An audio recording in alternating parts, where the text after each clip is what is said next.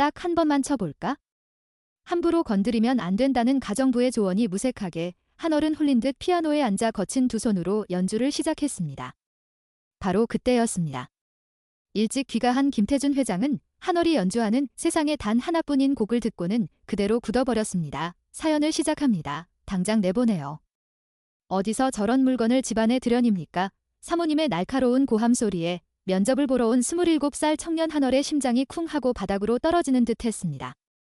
고작 운전기사 면접일 뿐인데 마치 죄인이 된 것처럼 온몸이 사시나무 떨리듯 후들거렸죠. 소파에 앉아있던 장 여사는 차잔을 들고 있던 손이 심하게 떨고 있었습니다. 달그락거리는 차잔 소리가 불안하게 울렸고 그녀의 눈동자는 공포와 혐오로 일렁이고 있었어요. 마치 봐서는 안 될 귀신이라도 본 사람처럼 장 여사의 얼굴은 하얗게 질려 있었습니다. 여보, 진정해. 고작 면접 보러 온 젊은이야. 김태준 회장이 아내를 진정시키려 했지만 장 여사의 눈은 한얼의 얼굴에서 떨어질 줄 몰랐습니다. 기날 아침, 한얼은 서울 평창동의 높은 언덕길을 오르고 있었습니다. 숨이 턱끝까지 차올랐지만 멈출 수 없었어요. 어머니 지훈이가 시장통에서 뜨거운 국밥을 팔아 마련해준 남대문 시장표 싸구려 양복을 입고 있었기 때문이죠. 소매는 조금 짧았고 구두는 굽이 달아 있었지만 한얼에게는 세상 그 어떤 명품보다 귀한 옷이었습니다. 하라. 이번엔 꼭 붙어야 한다. 엄마는 우리 아들 믿어 다침에 집을 나서며 쥐어주신 어머니의 꼬깃꼬깃한 10,000원짜리 2장이 주머니 속에서 뜨겁게 느껴졌습니다. 한얼이 도착한 곳은 대한민국 재계서열 12안에 드는 대기업 총수 김태준 회장의 저택이었습니다. 으리으리한 대문이 열리고 그 안으로 들어서는 순간 한얼은 자신이 딴 세상에 와 있다는 걸 실감했습니다. 잘 가꿔진 정원수, 윤기가 흐르는 대리석 바닥, 그리고 공기마저 다른 듯한 그곳의 풍경은 반지하 단칸방에 사는 한얼에게는 꿈만 같은 곳이었죠. 가정부의 안내를 받아 거실로 들어선 한얼은 숨조차 크게 쉴 수 없었습니다. 그런데 그때 한얼의 시선을 단번에 사로잡은 것이 있었습니다. 거실 한가운데 통유리창으로 쏟아지는 햇살을 받으며 고고하게 서 있는 검은색 그랜드 피아노였습니다. 스타인웨이. 한얼은 자신도 모르게 마른 침을 삼켰습니다. 평생을 꿈꿔왔지만 한 번도 가져보지 못한, 아니 감히 만져볼 생각조차 못했던 전설적인 피아노가 그곳에 있었습니다. 건반 덮개는 굳게 닫혀 있었고 그 위에는 먼지 하나 없이 반들반들하게 닦여 있었죠. 마치 누군가를 애타게 기다리는 것처럼 피아노는 기묘한 존재감을 뿜어내고 있었습니다. 한얼의 손끝이 저릿저릿했습니다. 당장이라도 달려가 그 차가운 건반 위에 손을 올리고 싶은 충동이 일었죠. 심장이 미친 듯이 뛰기 시작했습니다. 눈독 들이지 마세요. 그때 등 뒤에서 서늘한 목소리가 들려왔습니다. 뒤를 돌아보니 깐깐해 보이는 인상의 베테랑 가정부가 한얼을 노려보고 있었습니다. 저 피아노는 이 집안의 금기예요. 회장님이 끔찍하게 아끼시는 물건이라 우리 같은 사람들은 근처에만 가도 불호령이 떨어집니다. 건드리면 바로 해고해요. 알겠어요. 한얼은 황급히 고개를 숙였습니다. 죄송합니다. 너무 아름다워서 저도 모르게 쳇 운전기사가 피아노 볼 줄이나 안다고 가정부는 혀를 차며 사라졌고 한얼은 붉 깨진 얼굴로 다시금 주먹을 꽉 쥐었습니다. 그래. 나는 운전기사다. 피아노 같은 건 사치야. 오직 돈을 벌어야 해. 어머니 병원비를 위해서라도. 잠시 후 2층에서 김태준 회장이 내려왔습니다. 칠순의 나이에도 꽂힌 허리와 날카로운 눈빛, 산전수전 다 겪은 기업가의 위엄이 한얼을 압도했죠. 그리고 그 뒤를 따라 화려한 실크 드레스를 입은 장 여사가 내려왔습니다. 자네가 이한인가? 네. 안녕하십니까? 이한얼입니다. 한얼은 허리가 부러져라 90도로 인사했습니다. 김 회장은 소파에 앉아 한얼의 이력서를 꼼꼼히 훑어보았습니다. 고졸의 경력도 이력서 전부고 가진 기술이라곤 운전면허 하나뿐이군. 네, 그렇습니다. 하지만 누구보다 성실하게 일할 자신이 있습니다. 시켜만 주시면 제 목숨을 걸고 회장님은 모시겠습니다. 한얼의 목소리에는 간절함이 묻어 있었습니다. 김 회장은 안경 너머로 한얼의 눈을 가만히 응시했습니다. 가난하지만 비굴하지 않은 눈. 맑고 깊은 그 눈동자를 보는 순간 김 회장의 가슴 한구석이 찌르하게 울렸습니다. 왜일까? 낯선 청년에게서 설명할 수 없는 그리움이 느껴졌다. 눈빛이 살아있군. 요즘 젊은이답지 않게 말이야. 김 회장이 마음에 든다는 듯 고개를 끄덕이려는 찰나였습니다. 반대요. 절대 안 됩니다. 옆에 앉아있던 장 여사가 비명을 지르듯 소리쳤습니다. 차잔이 달그락거리는 소리와 함께 차가 쏟아졌죠. 여보, 왜 이래?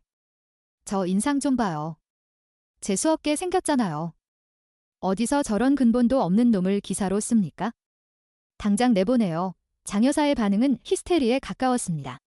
그녀는 한월의 얼굴을 똑바로 쳐다보지도 못하고 고개를 돌린 채 손을 부들부들 떨고 있었죠. 한월은 당황해서 어쩔 줄 몰랐습니다. 자신이 뭘 잘못했는지, 왜 초면인 사모님이 저토록 자신을 혐오하는지 알 수 없었습니다. 그저 가난한 게 죄라면 죄일까요? 입술을 꽉 깨물었지만 눈시울이 뜨거워지는 건 막을 수 없었습니다. 그만해.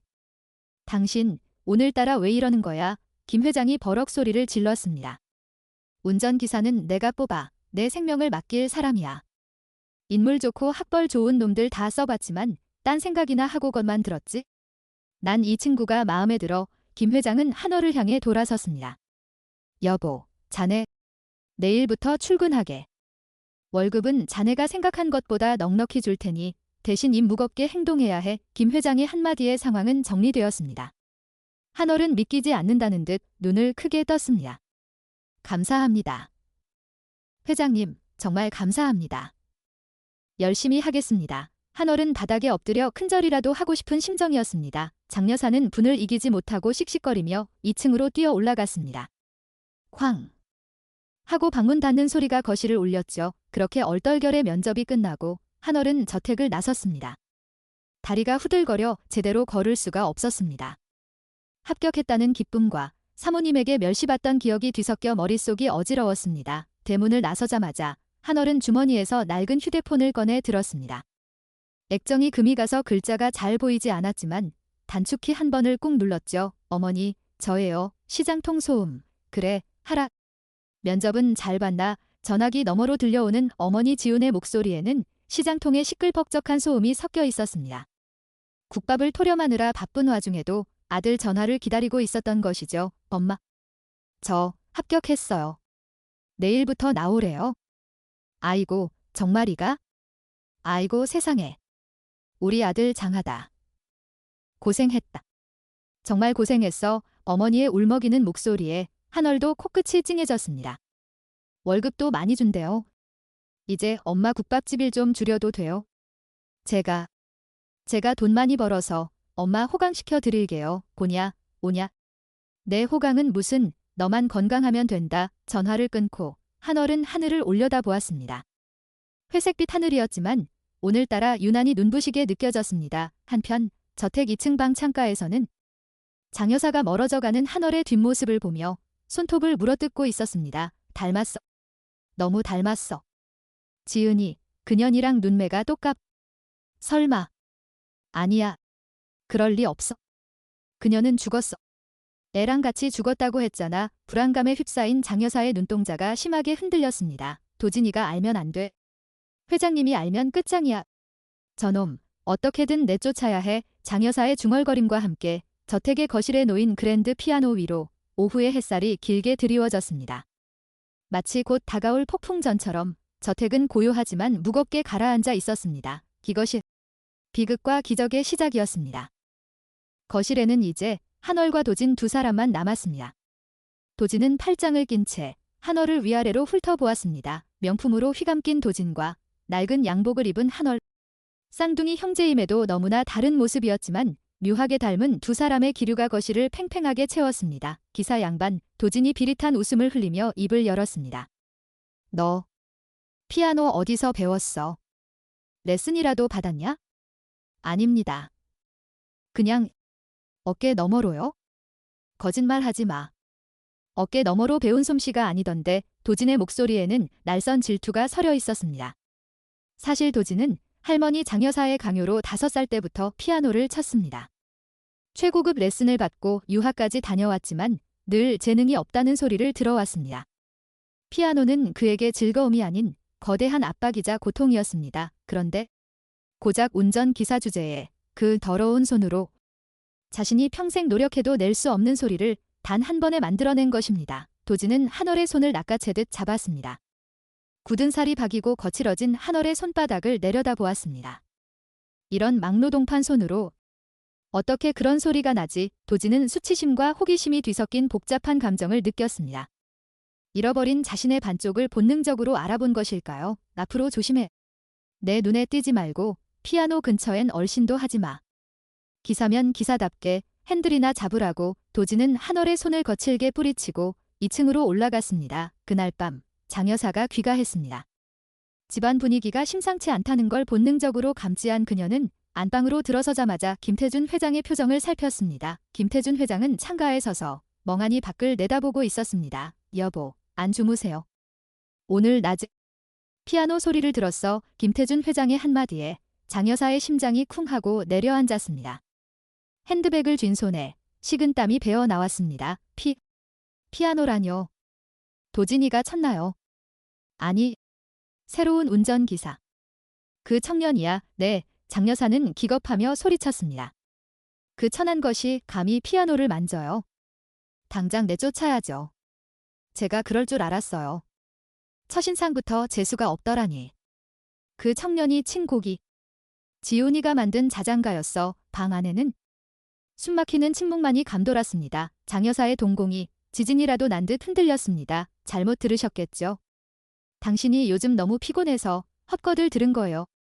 죽은 애가 만든 노래를 생판남이 어떻게 알아요? 그 청년이 그러더군.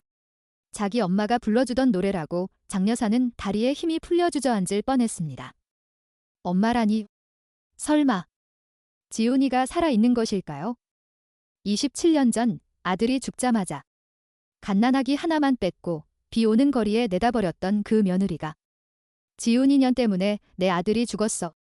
내가 내 아들 앞길을 막지만 않았어도 내 아들은 살았을 거야. 장 여사는 속으로 저주를 퍼부었습니다. 만약 지훈이가 살아있고 저 운전기사가 그때 버려진 쌍둥이 동생이라면 자신이 꾸민 모든 악행, 도진이를 뺏어오고 며느리를 죽은 사람 취급했던 그 거짓말이 모조리 들통나는 것입니다. 안 돼. 절대 안 돼. 내가 이 집안을 어떻게 지켰는데. 장 여사의 눈빛이 독사처럼 번들거렸습니다. 여보, 그 기사 이상해요. 혹시 우리 집안 재산 노리고 접근한 사기꾼 아닐까요? 뒷조사라도 해봐야겠어요. 아니, 당장 내보내야 해요. 장 여사는 김태준 회장의 의심을 다른 쪽으로 돌리려 했습니다. 하지만 김태준 회장은 묵묵했습니다. 이미 그의 마음속엔 걷잡을 수 없는 의심의 싹이 트고 있었습니다. 다음 날 새벽, 한월은 여느 때보다 일찍 저택에 도착했습니다. 회장님의 배려로 갑절받은 돈을 어머니 계좌로 붙인 뒤라 발걸음이 한결 가벼웠습니다. 차고에서 벤틀리를 닫고 있는데 누군가 뒤에서 다가왔습니다. 장 여사였습니다. 그녀는 싸늘한 표정으로 한월을 노려보며 다가왔습니다. 너 정체가 뭐니? 네. 사모님, 안녕하십니까? 인사 따위 필요 없어. 너 누구 사주받고 들어왔니? 우리 회장님한테 무슨 꿍꿍이로 접근한 거야? 아닙니다. 저는 그저 일자리가 필요해서. 웃기지 마.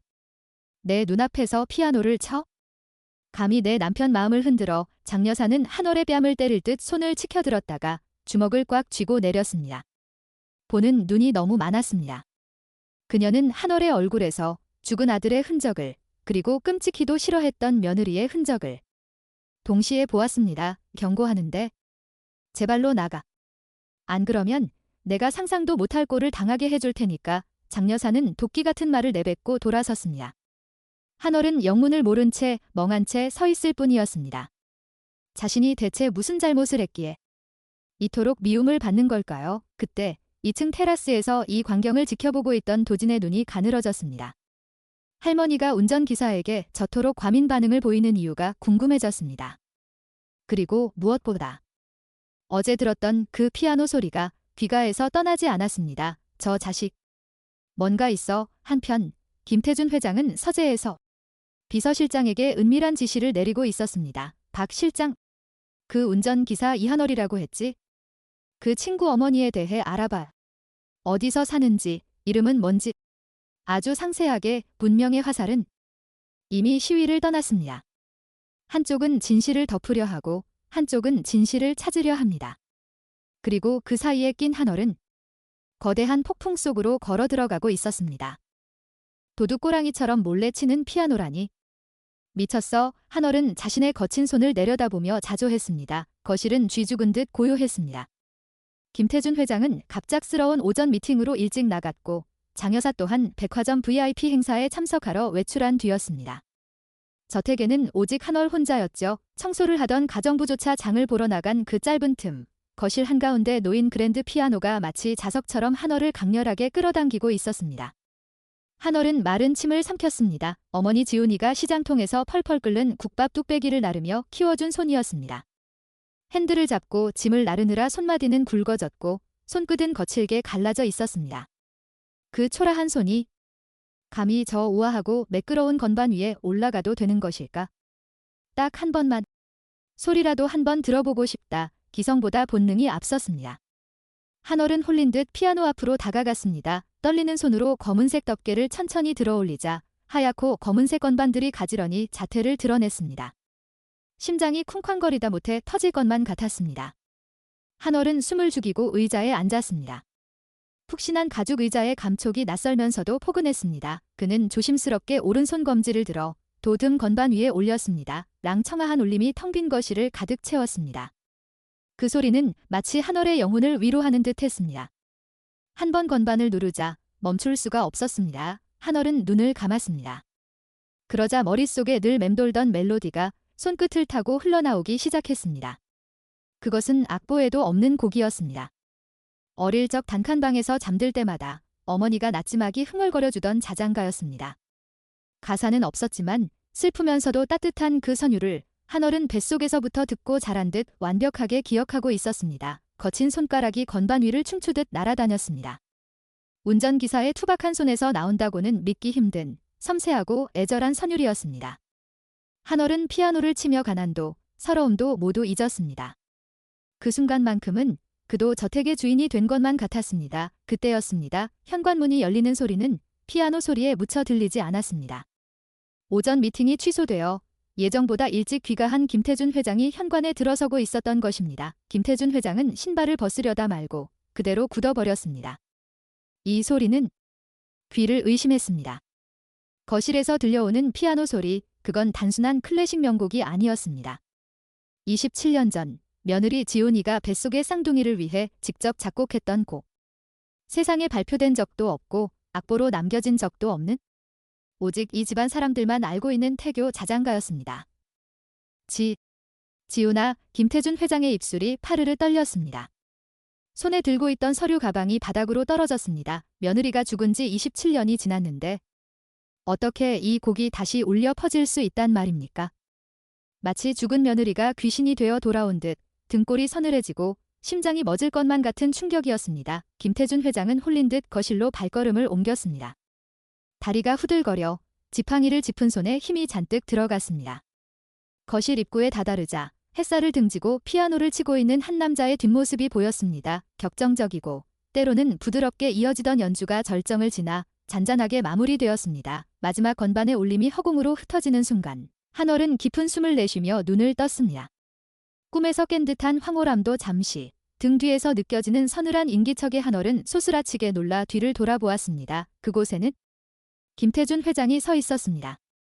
창백하게 질린 얼굴로 금방이라도 쓰러질 듯 위태로운 모습으로 한얼을 노려보고 있었습니다. 회장님, 한얼은 감전된 사람처럼 벌떡 일어났습니다.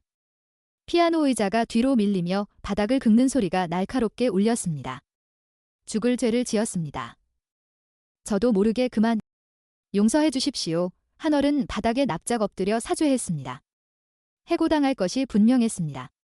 아니, 어쩌면 손해배상 청구를 당할지도 모른다는 공포가 밀려왔습니다. 어머니의 얼굴이 스쳐 지나가며 눈앞이 캄캄해졌습니다. 하지만 김태준 회장의 입에서는 예상치 못한 말이 흘러나왔습니다. 저 곡. 김태준 회장의 목소리는 갈라지고 떨리고 있었습니다. 그는 한 걸음 힘겹게 한얼에게 다가왔습니다. 방금 그 곡 내가 쳤나? 네. 무슨 말씀이신지 방금 자네가 연주한 그 곡 말이야. 김태준 회장의 목소리가 커졌습니다. 도대체 그 노래를 어디서 배웠냐 말이다. 김 회장의 고함 소리에 한얼은 어깨를 움츠렸습니다. 단순히 피아노를 만져서 화가 난 게 아닌 것 같았습니다. 회장님의 눈빛은 분노보다는 간절함과 혼란으로 가득 차 있었습니다. 한얼은 떨리는 목소리로 대답했습니다. 배운 게 아닙니다. 그냥 어릴 때부터 알던 노래입니다. 어릴 때부터? 네.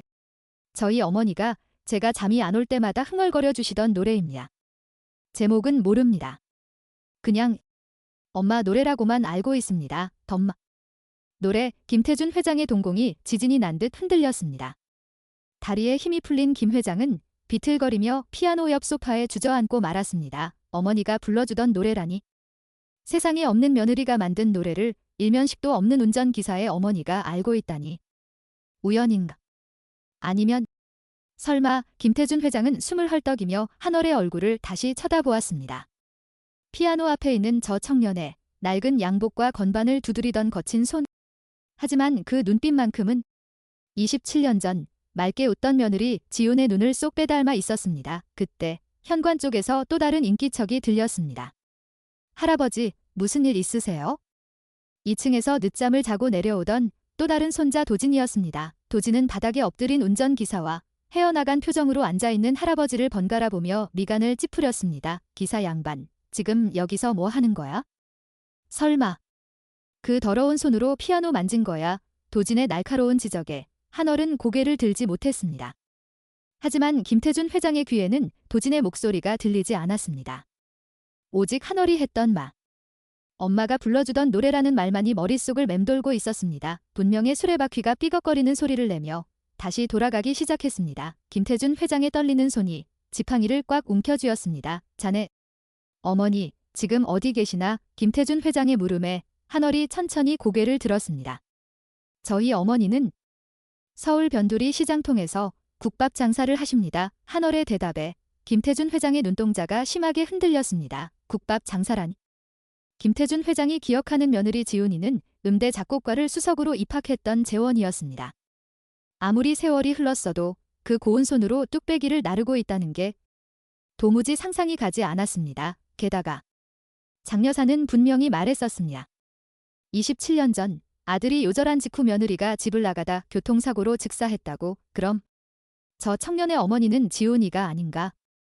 그저 우연히 그 노래를 알게 된 건가? 김태준 회장은 혼란스러운 눈으로 한얼을 응시했습니다. 낡은 양복을 입고 고개를 숙인 청년의 모습에서 기시감이 느껴졌습니다. 27년 전 세상을 떠난 아들, 그 녀석의 선한 눈매가 저 청년의 얼굴에 겹쳐 보였기 때문입니다. 먼저 간 내 아들놈 눈매를 쏙 빼닮았어. 김태준 회장은 속으로 삼키듯 중얼거렸습니다. 하지만 방금 들었던 피아노 선율. 그 따뜻하면서도 애절한 터치는 흉내낸다고 나올 수 있는 게 아니었습니다. 그건 핏줄 깊숙이 박힌 무언가가 있어야만 가능한 연주였습니다. 회장님, 제가 주제 넘은 짓을 했습니다. 당장 나가겠습니다. 한얼이 겁에 질린 표정으로 뒷걸음질 쳤습니다. 도진의 싸늘한 시선과 회장님의 혼란스러운 표정을 견디기 힘들었기 때문입니다. 기다리게. 김태준 회장이 낮은 목소리로 한얼을 붙잡았습니다. 내일부터 내 전담 기사로 일해. 그리고 한 가지 명심해요. 이 집안에서 보고 들은 건 특히 오늘의 피아노 일은 입 밖에도 내지 말게. 네. 하지만 대신 월급은 자네가 생각한 것보다 2배로 주지. 어머니 병원비가 필요하다고 했었나? 갑절도 해주겠네. 한얼은 자신의 귀를 의심했습니다. 해고는커녕 파격적인 대우였습니다. 그는 울컥 치솟는 감정을 억누르며 허리를 숙였습니다. 감사합니다. 회장님, 정말 감사합니다. 평생 은혜 잊지 않겠습니다. 김태준 회장은 지팡이를 짚고 2층 서재로 힘겹게 걸음을 옮겼습니다. 그의 등은 평소보다 훨씬 굽어 보였습니다. 확인해야 했습니다. 저 청년의 어머니가 정말 누구인지, 그 노래의 출처가 어디인지 알아야만 했습니다. 도둑놈. 네, 그럴 줄 알았어. 거지 운성은 어쩔 수 없다더니 감히 회장님 물건에 손을 대. 날카로운 파이터 소리와 함께 한얼의 고개가 사정없이 돌아갔습니다. 장 여사의 손매는 매서웠습니다. 한얼의 왼쪽 뺨이 순식간에 붉게 부어올랐고 입가에는 비릿한 피맛이 느껴졌습니다. 거실에는 살벌한 냉기가 흐르고 있었습니다. 퇴근 후 옷을 갈아입으려던 김태준 회장, 학교에서 돌아온 도진, 그리고 집안의 모든 가정부들이 숨을 죽인 채 이 광경을 지켜보고 있었습니다. 한얼은 바닥에 무릎을 꿇린 상태였습니다. 그의 앞에는 김태준 회장이 평생을 아끼던 독일 대통령에게 선물 받았다는 몽블랑 만년필이 나뒹굴고 있었습니다. 그 만년필이 나온 곳은 다름 아닌 한월의 양복 안주머니였습니다. 사모님, 아닙니다. 저는 정말 모르는 일입니다. 맹세코 저는 손대지 않았습니다. 한월은 억울함에 가슴을 치며 절규했습니다. 눈물이 핑 돌았지만 억지로 참아냈습니다. 여기서 울면 정말 죄를 인정하는 꼴이 될 것 같았기 때문입니다. 시끄러워. 증거가 이렇게 뻔히 나왔는데 어디서 오리발이야. 장 여사는 피떡을 세우며 소리쳤습니다. 그녀의 눈은 광기로 번들거리고 있었습니다. 사건의 전말은 이랬습니다.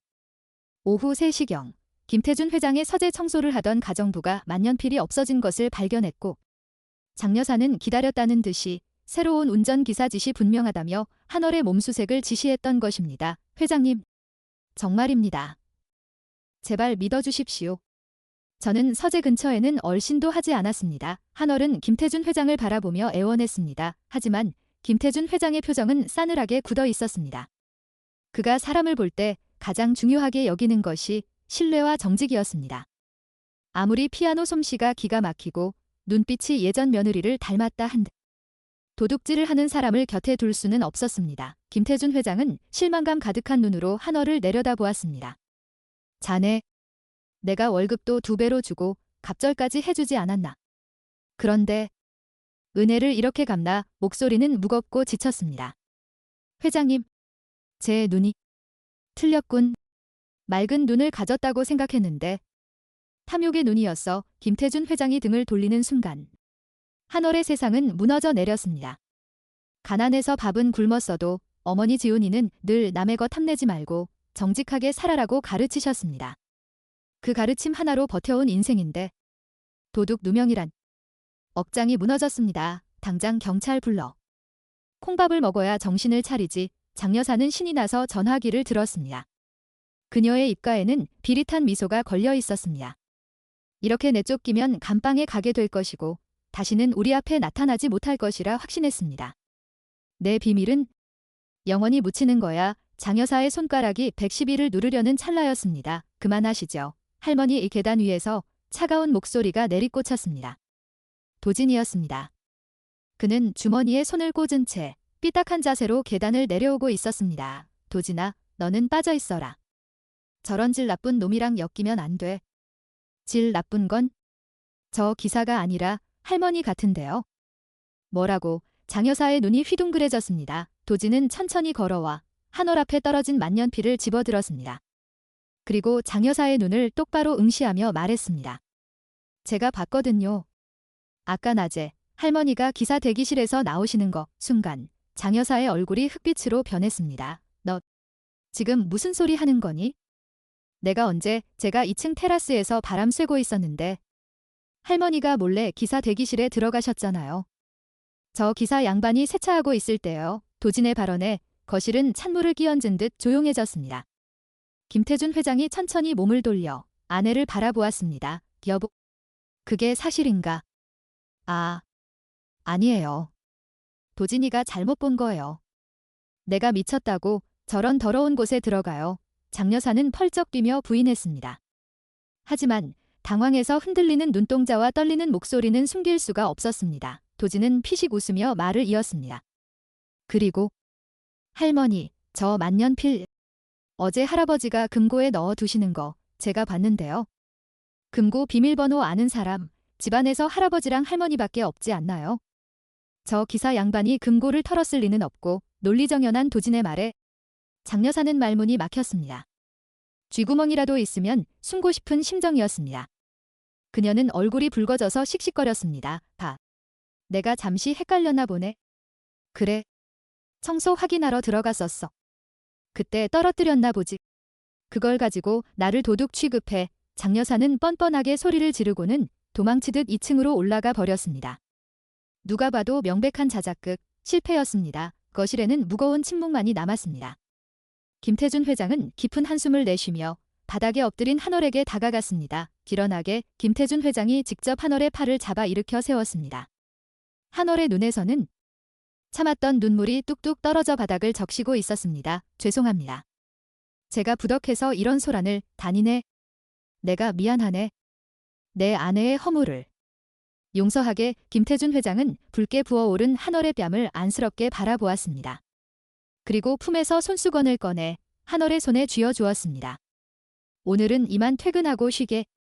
병원에도 다녀오고. 김태준 회장은 지친 기색이 역력한 얼굴로 서재로 들어갔습니다. 아내에 대한 실망감과 한월에 대한 미안함이 그의 어깨를 짓누르고 있었습니다. 모두가 물러가고 현관 앞에는 한월과 도진만 남았습니다. 한월은 아직도 진정이 되지 않아 떨리는 목소리로 도진에게 물었습니다. 도련님, 감사합니다. 저를 믿어주셔서. 도진은 한월을 쳐다보지도 않은 채 냉게 대꾸했습니다. 착각하지 마. 널 도와준 거 아니니까. 네, 난 그냥 할머니가 유치하게 구는 꼴이 보기 싫었을 뿐이야. 그리고 도진이 한월에게 한 걸음 다가섰습니다. 그의 눈빛이 날카롭게 빛났습니다. 내가 쫓겨나면 재미없잖아. 그 손으로 피아노 치는 거 한 번은 더 들어봐야겠거든. 도대체 무슨 수작을 부려서 그런 소리를 내는지 내 눈으로 똑똑히 확인해야겠어. 도진은 알 수 없는 말을 남기고 밖으로 나갔습니다. 사실 도진은 질투가 났습니다. 자신이 아무리 노력해도 낼 수 없는 소리를 가진 한월이 미웠습니다. 하지만 동시에 핏줄이 당기는 본능적인 이끌림과 호기심을 거부할 수 없었던 것입니다. 한월은 멍하니 도진의 뒷모습을 바라보았습니다.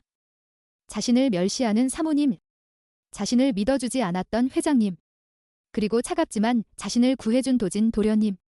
이 거대하고 화려한 저택이 한월에게는 점점 벗어날 수 없는 미로처럼 느껴졌습니다. 퇴근길 버스 안.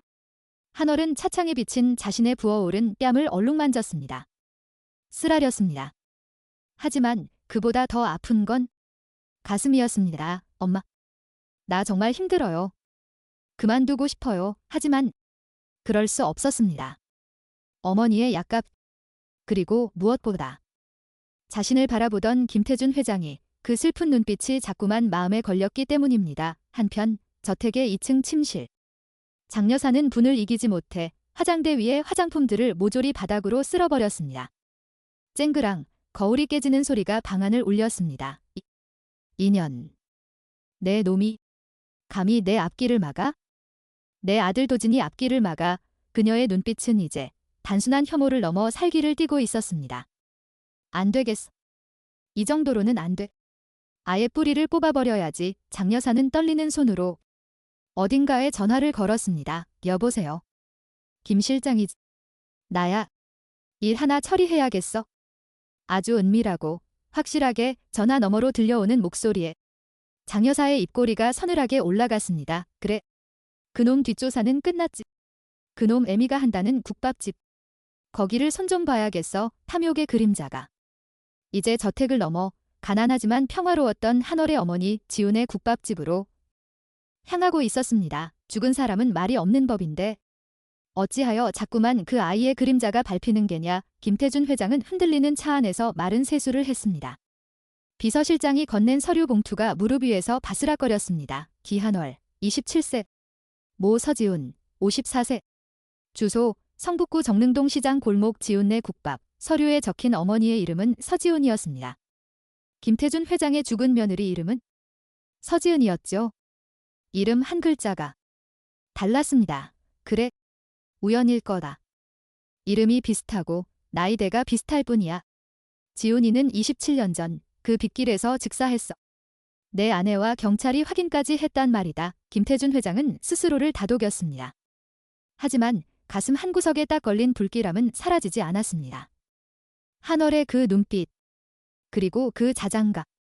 확인하지 않고서는 견딜 수가 없었습니다. 회장님, 이곳입니다. 차가 더 이상 들어갈 수 없습니다. 기사의 말에 김태준 회장은 차에서 내렸습니다. 코끝을 찌르는 비릿한 생선 냄새와 킁한 젓갈 냄새, 시끄러운 상인들의 호객 소리가 섞인 제사장의 한복판이었습니다. 평생을 궁중 같은 저택과 최고급 호텔만 오가던 재벌 총수에게 이곳은 그야말로 딴 세상이었습니다. 바닥에는 오물이 고여 질척거렸고 파리떼가 윙윙거리며 날아다녔습니다. 김태준 회장은 중절모를 깊게 눌러쓰고 지팡이에 의지해 좁은 골목을 걸어 들어갔습니다. 아이고, 비켜요. 비켜. 뜨거운 국물 나갑니다. 오토바이 한 대가 쇳소리를 내며 김태준 회장의 옆을 아슬아슬하게 스쳐 지나갔습니다. 흙탕물이 튀어 김태준 회장의 고급 바지를 더럽혔지만 그는 신경 쓸 겨를이 없었습니다. 저만치 골목 끝에 다 찌그러진 양은 냄비가 수북이 쌓여있는 허름한 간판이 보였기 때문입니다. 원조 지훈네 국밥. 페인트 칠이 다 벗겨져 글씨조차 알아보기 힘든 낡은 간판이었습니다. 가게 앞에는 커다란 가마솥이 펄펄 끓고 있었고 하얀 김이 골목을 가득 메우고 있었죠. 김태준 회장은 전봇대 뒤에 몸을 숨기고 가게 안을 훔쳐보았습니다. 가게 안은 점심 장사를 마치고 설거지하느라 분주했습니다. 한 여인이 고무 장갑을 낀 채 산더미처럼 쌓인 뚝배기를 닦고 있었습니다.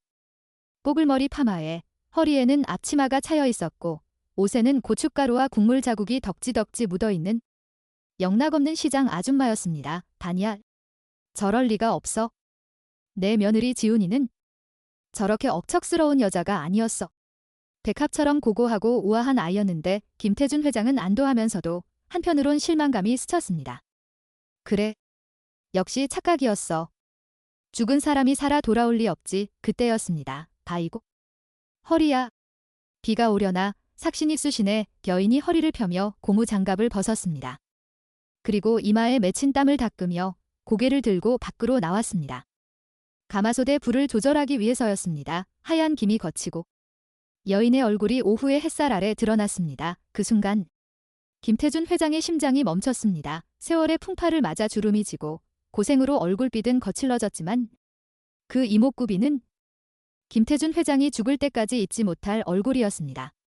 선하고 맑은 눈매, 오뚝한 코, 그리고 웃을 때 살짝 들어가는 왼쪽 보조개. 27년 전 아버님, 이 사람 허락해주세요 라고 울며 매달리던 그 며느리 서지훈이 분명했습니다. 김태준 회장의 다리에 힘이 풀렸습니다. 지팡이를 놓친 그는 비틀거리다 쓰레기 더미 위로 주저앉고 말았습니다. 숨이 쉬어지지 않았습니다. 죽었다고 했습니다. 장례식도 치렀습니다. 유골함도 납골당에 모셨습니다. 그런데 저기 저 여자는 귀신이란 말입니까? 아저씨, 여기 국밥 하나 주세요. 지나가던 손님이 가게 안으로 들어가며 소리쳤습니다. 네. 어서 오세요. 금방 나갑니다. 지훈이 활짝 웃으며 손님을 맞이했습니다. 까끌이 갔던 목소리는 쉬어서 거칠러졌지만 상냥한 말투는 여전했습니다. 김태준 회장은 손을 부들부들 떨며 자신의 뺨을 때렸습니다. 아팠습니다. 꿈이 아니었습니다. 살아있어. 지훈이가 살아있어. 그렇다면 장여사가 했던 말은? 교통사고로 즉사했다던 그 말은? 갓난아기였던 손자 한 명도 같이 죽었다던 그 말은? 모두 새빨간 거짓말이었다는 겁니까? 엄청난 배신감과 충격에 김태준 회장의 눈앞이 빙빙 돌았습니다. 그때 가게 안에서 지훈이 혼잣말하는 소리가 들려왔습니다. 우리 한어리. 오늘 첫 출근인데 밥은 잘 먹었으련. 사모님이 깐깐하시다던데 실수나 안 했을지 모르겠네. 한어리. 운전기사. 이한월. 모든 퍼즐이 맞춰졌습니다. 한어리는 내 손자였습니다. 27년 전 죽은 줄로만 알았던 도진이의 쌍둥이 동생 김태준 회장은 입을 틀어막고 오열했습니다. 자신이 무슨 짓을 한 겁니까? 제 핏줄인 줄도 모르고 운전대를 잡게 하고 도둑 누명을 씌워 쫓아내려 했습니다. 그 앳된 자식이라며 멸시하던 장여사의 목소리가 귀가에 쟁하게 울렸습니다. 김태준 회장은 당장이라도 뛰쳐나가 며느리의 손을 잡고 싶었습니다. 내가 잘못했다. 내가 눈이 멀어 너를 못 알아봤다고 빌고 싶었습니다. 하지만 그럴 수 없었습니다. 지금 자신의 꼴을 보십시오. 며느리를 내다버리고 손자를 잃어버린 죄인 주제에 감히 어떻게 나타난 말입니까? 게다가 저토록 고생해서 늙어버린 며느리를 마주할 자신이 없었습니다. 지훈, 미안하다. 내가 죽일 놈이다. 김태준 회장은 전봇대 뒤에 숨어 짐승처럼 킥킥거리는 소리를 삼키며 울었습니다. 그런데 그때 골목 어귀에서 검은 양복을 입은 덩치들이 우르르 몰려오는 것이 보였습니다. 손에는 쇠 파이프와 강목이 들려 있었습니다. 여기가 이한이 집이야? 싹 다 밀어버려. 국밥집이고 나발이고 오늘부로 장사 끝이다. 엎어. 장여사가 보낸 용역, 깡패들이었습니다. 그들은 흉악한 욕설을 내뱉으며 지훈의 가게로 돌진했습니다. 아니, 왜들 이러세요? 누군데 남의 가게에서 행패해요. 가게 안에서 지훈의 비명이 터져 나왔습니다. 김태준 회장의 눈이 뒤집혔습니다. 27년 만에 찾은 며느리입니다. 또다시 잃을 수는 없었습니다. 김태준 회장은 떨리는 손으로 지팡이를 다시 쥐고 비틀거리며 일어섰습니다. 저놈들이 감히. 하지만 칠순 노인의 몸은 마음처럼 움직여주지 않았습니다. 극심한 충격에 심장이 쥐어짜듯 아파왔고 김태준 회장은 가슴을 부여잡으며 다시 바닥으로 고꾸라지고 말았습니다. 흐릿해지는 시야 속에서 깡패들이 가마솥을 발로 차 엎어버리는 모습이 보였습니다. 펄펄 끓는 국물이 바닥으로 쏟아지고 지훈이 비명을 지르며 주저앉는 모습이 마지막으로 눈에 들어왔습니다. 안 돼. 지훈아, 김태준 회장의 의식이 끊어졌습니다. 그리고 그 시각 저택에서 세차를 하고 있던 한월의 휴대폰이 요란하게 울리기 시작했습니다. 엄마, 불길한 예감이 한월의 등골을 타고 흘러내렸습니다. 엄마, 제발 전화 좀 받으세요. 엄마, 한월은 미친 사람처럼 달렸습니다. 휴대폰을 귀에 댄 채 숨이 터져라 시장통을 향해 질주했습니다. 수화기 너머에서는 짐승 같은 남자들의 고함 소리와 물건이 부서지는 파열음, 그리고 어머니 지훈의 처절한 비명만이 끊어질 듯 이어지고 있었기 때문입니다. 눈앞이 캄캄했습니다. 자신이 태어나기도 전부터 아버지 없이 홀로 가난과 싸우며 오직 아들 하나만 바라보고 살아온 어머니였습니다. 그런 어머니가 지금 누군가에게 짓밟히고 있었습니다. 대체 우리 엄마를 이렇게 만든단 말인가? 한월의 눈에서 뜨거운 눈물이 빗물처럼 흘러내렸습니다. 저택에서 시장까지는 차로 30분이 넘는 거리였지만 한월은 꽉 막힌 도로 위에 택시를 버리고 맨발에 가깝게 뛰고 있었습니다. 심장이 터질 것 같았지만 멈출 수 없었습니다. 그 시각, 시장 골목. 지훈은 짐승의 울음 같은 비명을 지르며 바닥에 나뒹굴었습니다. 깡패들이 가게 안쪽 쪽방으로 향하고 있었기 때문입니다. 그곳에는 지훈이가 목숨보다 아끼는 물건, 27년 전 잃어버린 큰아들 도진의 베넷 저고리와 사진 한 장이 숨겨져 있었습니다. 비켜, 이 아줌마야. 싹 다 부수라고 했다. 제발, 거기는 안 됩니다. 내 새끼 추억이에요. 차라리 나를 때리세요. 지훈은 깡패의 다리를 붙잡고 매달렸습니다. 귀찮다는 듯 깡패가 지훈을 거칠게 걷어찼고 지훈은 힘없이 나가떨어져 모서리에 이마를 찍고 말았습니다. 붉은 선혈이 주름진 얼굴을 타고 흘러내렸습니다. 흐릿해지는 의식 속에서 지훈의 기억은 지옥 같았던 27년 전 그날로 빨려 들어갔습니다. 27년 전 어느 비바람 치는 밤, 어머님, 제발 아이만은 돌려주세요. 젖먹이입니다. 아직 젖도 못 뗐는데요. 젊은 지훈은 장여사의 바지 가랑이를 붙잡고 빗속에서 절규하고 있었습니다. 그녀의 품에는 갓 태어난 쌍둥이 중 동생인 한월이 안겨 있었고 형인 도진이는 장여사의 품에 강제로 들려 있었습니다. 장여사는 차가운 눈으로 며느리를 내려다보았습니다. 시끄럽다. 천한 것에 피가 섞인 놈들을 다 받아들일 순 없어. 그나마 사주팔자가 좋고 건강한 큰 놈 하나만 건지는 걸로 감사해라. 어머님, 어떻게 형제를 갈라놓으세요? 쌍둥이입니다. 제 배 아파 낳은 제 새끼들이라고요. 내 새끼이기 이전에 내 아들의 핏줄이야. 내 아들 앞길 막은 죄, 이걸로 퉁치는 줄 알아라. 당장 이 집 앞에서 꺼져. 다시는 얼씬도 하지 마라. 만약 이 사실을 발설하면 나머지 한 놈도 무사하지 못할 줄 알아. 장여사는 잔인하게 쏘아붙이고는 대문을 쾅 닫아버렸습니다. 굳게 닫힌 철문 너머로 갓난아기 도진의 자지러지는 울음소리가 들려왔습니다. 도진아. 내 아들 도진아. 지훈은 대문을 두드리며 손톱이 빠지도록 울부짖었지만 문은 열리지 않았습니다. 품에 안긴 한월도 배고픔과 공포에 질려 울기 시작했습니다. 지훈은 빗물과 눈물로 범벅이 된 채 차갑게 식어가는 한월을 품에 안고 길바닥에 주저앉았습니다. 그날 밤 장여사는 남편 김태준 회장에게 눈 하나 깜짝하지 않고 보고했습니다. 여보, 끔찍한 일이 생겼어요. 지훈이가 애들을 데리고 도망치다가 빗길에 차가 미끄러져서. 그만, 뭐라고. 현장에 가보니 지훈이랑 작은 애는 이미 숨이 끊어졌고 큰애 도진이만 기적적으로 살았어요. 제가 겨우 데려왔어요. 장여사는 악어의 눈물을 흘렸고 김태준 회장은 그 거짓말에 속아 27년이라는 세월을 가슴을 치며 살아왔던 것입니다. 간돼. 도진아, 다시 현재 피를 흘리며 쓰러진 지우는 헛소리처럼 잃어버린 아들의 이름을 불렀습니다. 깡패 하나가 강목을 들어 올려 지훈의 머리를 내리치려는 절체절명의 순간이었습니다. 그 손 치워 천둥 같은 고함 소리가 골목을 찢어 놓았습니다. 숨을 헐떡이며 달려온 한월이었습니다. 그의 눈은 분노로 새빨갛게 충혈되어 있었고 온몸에서는 살기가 뿜어져 나왔습니다. 짐승만도 못한 놈들. 한월은 맹수처럼 달려들어 강목을 든 깡패의 허리를 들이받았습니다.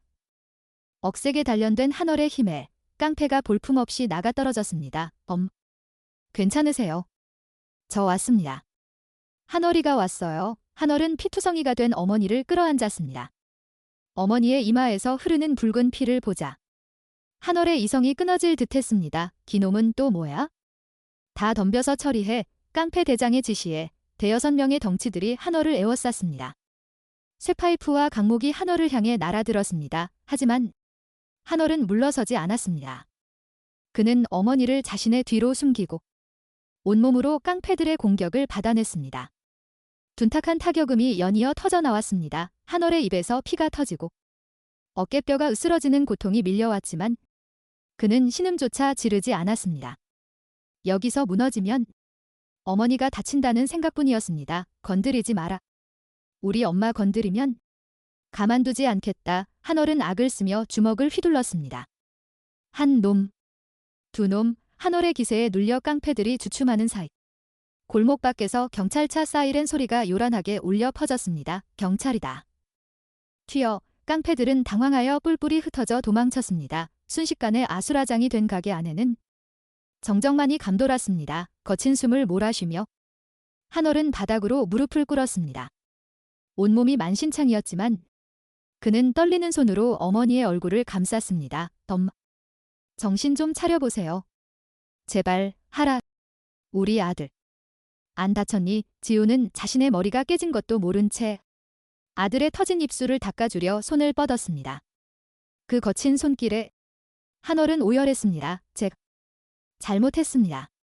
제가 못나서 엄마를 이렇게 만들었습니다. 그때였습니다. 가게 구석 깨진 유리창 너머로 쓰러져 있던 김태준 회장이 힘겹게 몸을 일으켰습니다. 그는 이 모든 참상을 그리고 한월이 제 어미를 지키기 위해 피투성이가 되어 싸우는 모습을 눈물 젖은 눈으로 지켜보고 있었습니다. 피 묻은 아들을 끌어안고 우는 며느리 지훈 그리고 그 며느리를 지키려다 만신창이가 된 손자 한월. 김태준 회장의 가슴이 갈기갈기 찢겨나가는 듯했습니다. 내 손자 아이가 내 핏줄이야. 저렇게 착하고 강한 아이가 내 손자란 말이다. 김태준 회장은 비틀거리며 가게 안으로 들어서려 했습니다. 당장이라도 달려가 두 사람을 안아주고 싶었습니다. 하지만 그때 쓰러진 김태준 회장을 발견한 수행비서들이 달려와 그를 부축했습니다. 회장님, 괜찮으십니까? 구급차를 불렀습니다. 나는 됐다. 저 사람들부터 챙겨라. 김태준 회장이 손을 뻗어 한월 모자를 가리키려던 순간 극심한 흉통과 함께 다시 정신을 잃고 말았습니다. 멀어지는 의식 속에서 김태준 회장은 맹세했습니다. 내 모든 걸 걸고 저 아이들을 지키겠다. 그리고 내 눈을 가리고 천륜을 끊어버린 그 악마 같은 사람을. 구급차에 실려가는 김태준 회장의 주머니 속에는 한월이 흘리고 간 머리카락 몇 가닥이 쥐어져 있는 손수건이 들어 있었습니다. 핏줄을 증명할 결정적인 증거였습니다. 병원 응급실 복도는 아수라장이었습니다. 이쪽에서는 의식불명의 김태준 회장이, 저쪽에서는 피투성이가 된 한월과 지훈이 실려왔습니다. 도대체 할아버지는 왜 저런 놈 때문에 쓰러지신 거야? 도지는 신경질적으로 병원 복도를 서성였습니다. 김태준 회장이 쓰러져 실려온 세강병원 응급실 앞이었습니다. 할아버지는 VIP 병실로 옮겨져 안정을 취하고 있었지만 도진의 시선은 자꾸만 응급처치실 쪽으로 향했습니다. 그곳에는 온몸이 피투성이가 된 채 실려온 운전기사 한월이 누워 있었습니다. 깡패들하고 싸웠다며 주제 파악도 못하고 설치기는 도진은 투덜거렸지만 발걸음은 이미 처치실 커튼 앞을 서성이고 있었습니다. 기상했습니다. 실어야 마땅한데 저 천한 기사가 피를 흘리고 있다는 소리에 왜 이렇게 가슴이 쿵쿵 뛰고 불안한 것인지 알 수 없었습니다. 며칠 전 들었던 그 피아노 소리가 귓가에 이명처럼 맴돌았습니다. 도진은 못 이기는 척 커튼을 거칠게 젖혔습니다. 처치실 안에서는 의사가 한월의 찢어진 상처를 소독하고 있었습니다. 한월은 상의를 탈의한 채 침대에 앉아 고통을 참아내고 있었죠. 멍투성이가 된 등과 어깨가 처참하게 드러나 있었습니다. 소독약이 닿자 한월의 근육이 크게 움찔거렸고 입술 사이로 억눌린 신음이 새어나왔습니다. 도진은 인상을 찌푸리며 고개를 돌리려 했습니다. 그때였습니다. 도진의 시선이 한월의 오른쪽 어깨뼈 부근에 멈췄습니다. 도진은 자신의 눈을 의심했습니다. 숨이 턱 막혀왔습니다. 한월의 오른쪽 날개뼈 위에는 붉고 선명한 나비 모양의 반점이 찍혀 있었습니다. 그것은 단순한 점이 아니었습니다. 도진이 매일 샤워를 할 때마다 거울 속에서 보았던 자신의 오른쪽 어깨에 있는 것과 크기, 모양, 심지어 위치까지 토씨 하나 틀리지 않고 똑같은 반점이었습니다. 말도 안 돼. 저게 왜 저놈한테 있는 거지? 도진은 홀린 듯 처치실 안으로 성큼 들어갔습니다. 당신 그 점 뭐야? 도진의 목소리가 떨렸습니다. 갑작스러운 도진의 등장에 한월과 의사가 놀라 쳐다보았습니다. 도련님, 여긴 어쩐 일이십니까? 묻잖아. 어깨 뒤에 그 나비 모양 말이야. 그거 어디서 났어? 문신이야. 도진은 다짜고짜 한월의 어깨를 움켜쥐고 확인했습니다. 문신이 아니었습니다. 살가죽에 타고난 붉은 반점이었습니다. 한월은 영문을 모른 채 통증을 참으며 대답했습니다. 태어날 때부터 있었던 겁니다. 어머니 말씀으로는 쌍둥이 점이라고 하셨습니다. 쌍둥이, 도진의 손에서 힘이 빠져나갔습니다. 할머니 장여사는 늘 말했었습니다. 도진아, 내 어깨의 그 점은 우리 집안의 선택받은 아이라는 증표란다. 세상에 너 하나뿐인 아주 특별한 점이야. 그런데 그 특별하다는 증표가 자신이 그토록 무시하던 운전기사의 몸에도 새겨져 있었습니다. 게다가 한월이 뱉은 쌍둥이라는 단어. 도진의 뇌리를 강타했습니다. 설마. 아니야. 난 외아들이라고 했어. 형제 같은 건 없다고 했단 말이야. 도진은 혼란스러웠습니다. 질투심과 경멸로 가득했던 마음 한구석에서 알 수 없는 뜨거운 감정이 솟구쳐 올랐습니다. 그것은 27년 동안 떨어져 지낸 반쪽을 찾았을 때 느끼는 본능적인 전율이었습니다. 도련님, 비켜. 도진은 도망치듯 처치실을 뛰쳐나왔습니다. 심장이 터질 듯이 뛰었습니다. 그는 화장실로 달려가 거울 앞에서 자신의 셔츠를 거칠게 젖혔습니다. 거울에 비친 오른쪽 어깨. 그곳에는 한월과 똑같은 붉은 나비가 날개를 펴고 있었습니다. 도진은 거울 속에 자신을 노려보며 중얼거렸습니다. 한월, 너 대체 정체가 뭐야? 같은 시각 VIP 병실. 김태준 회장은 산소호흡기를 쓴 채 힘겹게 눈을 떴습니다. 병실에는 아무도 없었습니다. 그는 떨리는 손으로 호출벨을 눌렀습니다. 잠시 후 김태준 회장의 가장 측근이자 30년을 동고동락한 비서실장이 들어왔습니다. 회장님, 정신이 드십니까? 박 실장. 문 잠가. 아무도 못 들어오게 해. 김태준 회장의 목소리는 쇠가 긁히는 듯 거칠었지만 눈빛만은 형형하게 살아있었습니다. 박 실장이 문을 잠그고 다가오자 김태준 회장은 환자복 주머니에서 꼬깃꼬깃한 손수건을 꺼냈습니다. 그 안에는 한월이 깡패들과 싸우다 흘리고 간 검은 머리카락 몇 가닥이 소중하게 감싸져 있었습니다. 직업. 가지고 가게. 이게 무엇입니까? 내 손자. 한월이 머리카락일세. 네. 한월이라니요. 운전기사 이한월 군 말씀이십니까? 박 실장은 깜짝 놀랐지만 김태준 회장은 비장한 표정으로 말을 이었습니다. 아무도 모르게. 자네가 직접 유전자 검사센터로 가. 내 치아와 대조해봐. 가장 빠르고 가장 정확한 곳으로. 김태준 회장은 박 실장의 손을 꽉 잡았습니다. 특히 집사람 귀에는 절대 들어가면 안 돼. 그 여자가 알면 결과지를 바꿔치게 할 수도 있어. 내 핏줄을 2번 잃을 순 없네. 김태준 회장의 눈에서 눈물이 주르륵 흘러내려 베개를 적셨습니다. 박 실장은 사태의 심각성을 깨닫고 비장하게 고개를 끄덕였습니다. 명심하겠습니다. 제 목숨을 걸고 진실을 밝혀오겠습니다. 박 실장이 머리카락을 품에 넣고 병실을 나갔습니다. 김태준 회장은 천장을 바라보며 가쁜 숨을 몰아쉬었습니다. 지훈, 조금만 기다려라. 내 반드시 너와 한월이를 제자리로 돌려놓으마. 그리고 내 눈과 귀를 막았던 그 죄값을 장여사, 당신에게 반드시 물을 것이다. 폭풍 전에 병원 복도. 도진은 너무나 나간 표정으로 복도 의자에 앉아 있었습니다. 처치실에서 나온 한월은 절뚝거리는 다리로 어머니의 병실을 향해 가고 있었습니다. 두 남자가 서로 스쳐 지나가는 순간 시간이 멈춘 듯한 정적이 흘렀습니다. 도진은 한월의 뒷모습을, 그 넓은 등과 어깨를 뚫어지게 바라보았습니다. 자신과 똑같은 키, 똑같은 체격, 그리고 똑같은 점.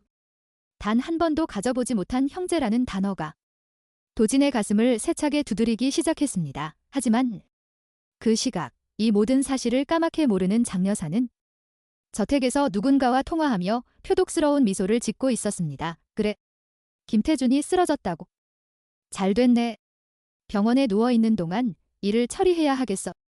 그 국밥집 여자랑 운전기사놈. 이번엔 아저씨를 말려버려. 당마의 속삭임이 전화기를 타고 흘러갔습니다. 그러나 장 여사는 몰랐습니다. 이미 판도라의 상자는 열렸고 진실이라는 거대한 해일이 자신을 향해 덮쳐오고 있다는 것을. 몇 시간 후 병원 직원을 통해 비보가 날아들었습니다. 뭐라고? 회장님이 유전자 검사를 의뢰하셨다고요. 장 여사의 손에서 수화기가 미끄러져 바닥으로 떨어졌습니다. 덜그럭거리는 소리가 텅 빈 응접실을 공포스럽게 채웠습니다. 심어놓은 병원 직원을 통해 들려온 비보는 그녀의 숨통을 단번에 조여왔습니다. 안 돼. 그게 밝혀지면 난 끝이야. 도진이도 내 자리도 모두 끝장이라고. 장 여사는 사시나무 떨듯 몸을 떨었습니다. 김태준 회장이 자신의 칫솔과 한월의 머리카락을 가져갔다면 결과는 불을 보듯 뻔했습니다. 27년 전 자신이 저지른 천인공노할 범죄가 낱낱이 드러나고 감옥에 가는 것은 물론 평생을 쌓아온 부와 명예가 한순간에 물거품이 될 것이었습니다. 그녀의 눈동자가 광기로 번들거리기 시작했습니다. 이대로 당할 수는 없었습니다. 바꿔치기 해야 해. 결과지를 조작해야 해. 장 여사는 다시 전화기를 집어들었습니다. 손톱이 하얗게 질릴 정도로 꽉 쥐었습니다. 김 실장, 지금 당장 검사센터로 사람 보내. 얼마가 들든 상관없으니까. 결과지를 불일치로 만들어. 당장 전화를 끊는 장 여사의 시선이 창밖을 향했습니다. 하지만 이것만으로는 부족했습니다. 김태준 회장이 깨어나서 다시 검사를 하려 들면 그만이었습니다. 원인을 제거해야 했습니다. 그 여자랑 그놈 아예 내 눈앞에서 영원히 치워버려야겠어. 장 여사는 다시 어딘가로 전화를 걸었습니다. 목소리는 차가운 얼음장처럼 변해 있었습니다. 오늘 밤이야. 그 국밥집. 흔적도 없이 밀어버려. 사람이 다치든 죽든 상관 안 해. 사고로 위장해서라도 싹 다 처리. 악마의 명령이 떨어졌습니다. 그날 저녁 시장통에는 스산한 바람이 불고 있었습니다. 한월은 어머니의 가게에서 셔터를 내릴 준비를 하고 있었습니다. 며칠 전 깡패들의 난동으로 부서진 집기들을 대충 수리해 놓았지만 가게 안은 여전히 어수선했습니다. 하라. 너 몸은 괜찮니? 그날 그렇게 맞고도 지우는 아들의 멍든 팔을 쓰다듬으며 눈시울을 붉혔습니다. 괜찮아요. 뼈는 안 다쳤어요. 그보다 엄마가 더 걱정이죠. 머리는 좀 어때요? 난 끄떡없다. 그나저나 회장님은 좀 괜찮으시다니. 그날 쓰러지시는 거 보고 내 마음이 얼마나 철렁했는지 모른다. 지우는 자신을 도와주려다 쓰러진 노신사가 시아버지인 줄도 모르고 걱정하고 있었습니다. 한월은 씁쓸한 미소를 지으며 고개를 끄덕였습니다. 네. 병원에 계신데 많이 좋아지셨대요. 내일 문병 한번 가보려고요. 그때였습니다. 가게 밖에서 웅성거리는 소리와 함께 거대한 굉음이 들려왔습니다. 지게. 무슨 소리야? 한월이 문을 열고 나간 순간 눈앞에 펼쳐진 광경에 경악하고 말았습니다. 거대한 굴착기 한 대가 좁은 시장 골목을 밀고 들어오고 있었고 그 뒤로 수십 명의 용역 깡패들이 쇠파이프를 들고 몰려오고 있었습니다. 철거. 오늘부로 이 구역 싹 다 철거한다. 사람 있어요. 아직 사람이 있다고요. 상인들이 비명을 지르며 뛰쳐나왔지만 굴착기는 멈추지 않았습니다. 놈들의 목표는 단 하나. 지훈의 국밥이었습니다. 저 집이야.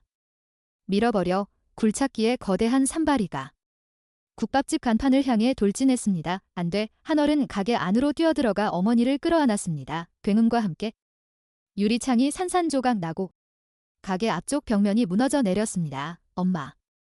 뒤쪽으로 나가요. 빨리. 한월은 지훈을 부축해 뒷문으로 향했습니다. 하지만 뒷문 쪽에는 이미 깡패들이 진을 치고 있었습니다. 어딜 도망가? 오늘이 너희 제삿날이다. 깡패 하나가 야구 방망이를 휘둘러 한월의 등을 가격했습니다. 쿵! 한월이 신음을 삼키며 앞으로 고꾸라졌습니다. 한월아, 지훈이 아들의 몸을 감싸 안았습니다. 짐승 같은 놈들아. 내 아들 건드리지 마라. 차라리 나를 죽여라. 지훈의 절규에도 아랑곳하지 않고 깡패들은 두 사람을 향해 무차별적인 폭력을 가했습니다. 장여사의 사주를 받은 그들에게 자비란 없었습니다. 그때 무너진 천장 쪽에서 거대한 콘크리트 잔해 하나가 위태롭게 흔들리더니 지훈의 머리 위로 떨어져 내리기 시작했습니다. 엄마. 위험해. 쓰러져 있던 한월이 본능적으로 몸을 날렸습니다. 그는 어머니를 밀쳐내고 자신의 등으로 떨어지는 잔해를 받아냈습니다. 쿵!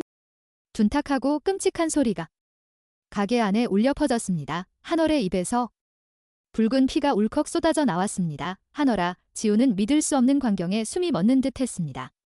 자신의 머리 위로 떨어지던 그 거대한 돌덩이를 아들이 온몸으로 막고 있었습니다. 한월의 눈동자가 서서히 풀려가고 있었습니다. 안. 다쳤어. 한월은 피 묻은 입술로 희미하게 웃어 보였습니다. 그리고는 힘없이 지훈의 품으로 무너져 내렸습니다. 그의 등에서는 붉은 피가 솟구쳐 바닥을 흥건하게 적셨습니다. 하라. 안 돼. 눈 좀 떠봐. 하라. 지훈의 처절한 비명소리가 밤하늘을 찢어 놓았습니다. 주변에 있던 깡패들조차 그 참혹한 광경에 질려 뒷걸음질 쳤습니다. 멀리서 경찰차 사이렌 소리가 들려왔지만 한월은 미동도 하지 않았습니다. 같은 시각 병원 VIP 병실 김태준 회장은 가슴을 쥐어뜯으며 식은땀을 흘리고 있었습니다. 불길한 악몽을 꾼 것이었습니다. 며느리와 손자가 피투성이가 되어 자신을 부르는 꿈이었습니다. 박 실장. 박 실장. 어디 있어? 때마침 병실 문이 열리고 박 실장이 뛰어 들어왔습니다. 그의 손에는 서류 봉투 하나가 들려 있었습니다. 하지만 박 실장의 표정은 사색이 되어 있었습니다. 회장님, 큰일 났습니다. 무슨 일이야? 결과는 어떻게 됐어? 결과가 문제가 아닙니다. 지금 한월 군이 한월이가 왜? 무슨 일이야? 시장통 국밥집이 깡패들 습격을 받아 무너졌답니다. 한월 군이 어머니를 구하려라. 의식 불명 상태로 실려오고 있습니다. 김태준 회장의 눈앞이 캄캄해졌습니다. 심장이 멎는 듯한 고통이 밀려왔습니다. 뭐라고? 그리고 여기 유전자 검사 결과입니다. 장 여사님이 손을 쓰려 했지만 제가 미리 빼돌려 원본을 사수했습니다. 박 실장이 떨리는 손으로 건넨 결과지. 김태준 회장은 산소호흡기를 거칠게 떼어내고 결과지를 펼쳤습니다. 눈물로 흐릿해진 시야에 선명한 글씨가 들어왔습니다. 친자 관계 성립 99.999% 내 손자가 맞았습니다. 내 핏줄이 맞았습니다. 그런데 그 아이가 지금 죽어가고 있다고 합니다. 김태준 회장은 짐승처럼 포효하며 침대에서 몸을 일으켰습니다. 끄어억 링거줄이 뽑혀나가고 피가 튀었지만 그는 멈추지 않았습니다. 비켜. 내 손자한테 가야 해. 내 새끼한테 가야 한단 말이다. 맨발로 병실을 뛰쳐나가는 김태준 회장의 등 뒤로 27년의 한이 폭풍처럼 휘몰아치고 있었습니다. 비켜. 비키란 말이야. 내 손자다. 내 핏줄이란 말이다. 세강병원 응급실 복도가 떠나가라 고함이 울렸습니다. 칠순의 노인이 맨발로 복도를 질주하고 있었습니다. 환자복은 땀과 링거 바늘이 뽑힌 자리에서 흐르는 피로 얼룩져 있었고 헝클어진 백발은 그의 절박함을 대변하고 있었습니다. 경호원들과 간호사들이 달려들었지만 손자를 향한 김태준 회장의 집념을 막을 수는 없었습니다. 회장님, 진정하십시오. 이러다 쓰러지십니다. 놔라.